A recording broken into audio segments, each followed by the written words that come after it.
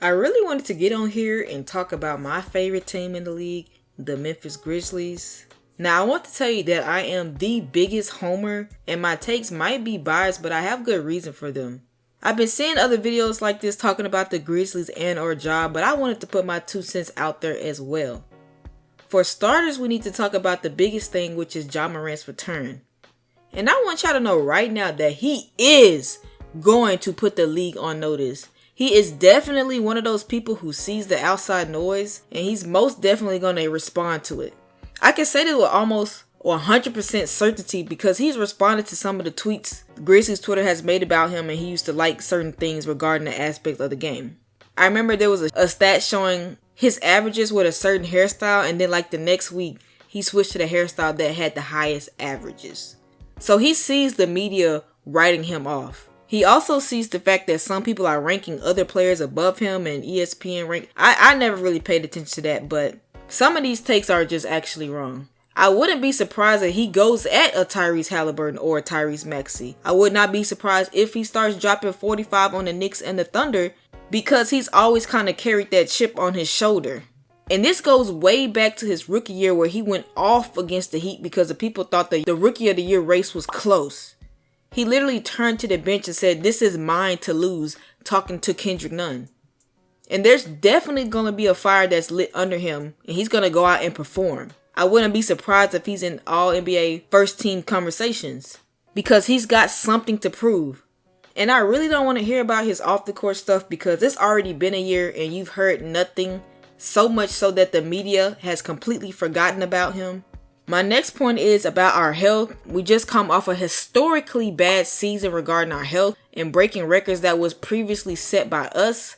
But luckily for us, we have found a few bright spots to take away, like Gigi Jackson, who is unironically out with a foot injury for a few months. We got Vince Williams and Scottie Pippen Jr., and we were also able to get back Brandon Clark. And because of our injury bug, we were able to see Jaren and Bane take on a bigger role, which will help us in the long run. Having Bane being the number one option and the primary ball handler, we can now trust him to run the offense if the time comes, and now he's way better at creating for himself and for others.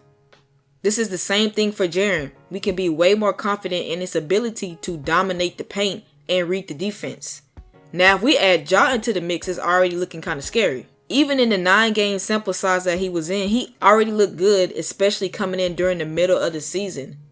So now you're not going to be able to double team Bane or Jaren because Ja is going to be what the defenses are most worried about. And this will open up the game for those three. Especially with all the attention Ja gets and he's an elite passer, it's going to be hard to stop if the player that's the 2B on the team is playing like the first option on the team. Or if the team is comfortable running the ball through them. Next is Zach Edey. I'm not going to lie, I wasn't particularly high on this pick, but over time I became more excited. He basically solved our center problem, even though I think we still need a backup center. But for the most part, we got what we needed. Big, physical, set screens, grab rebounds. He fits right in. Ja plays well off a good screen, and he's 7'4", so good luck with that. Not to mention he's a lob threat, so that 2-man game is definitely going to be hard to guard. They were already showing videos working out during the offseason, so I'm excited for the dynamics that they can bring on the court.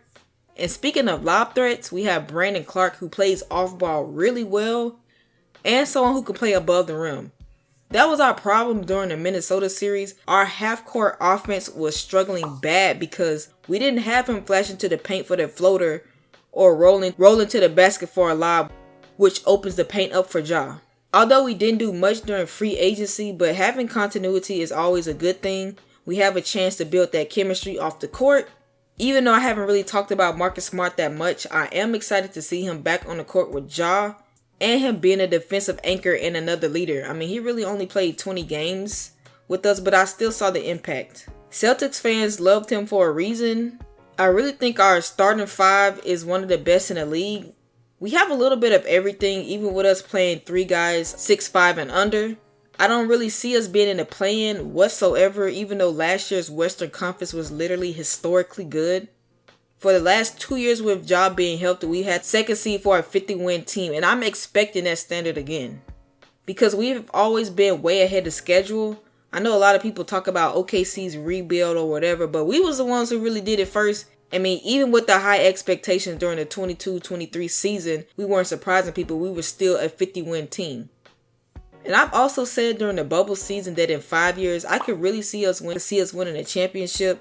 I can't really see that happening this season, but come 2 years when Ja gets in his prime and our core players get more experience together and are battle tested, I can definitely see a parade inside my city. It's a parade inside my city, yeah! It's a parade inside my city, yeah!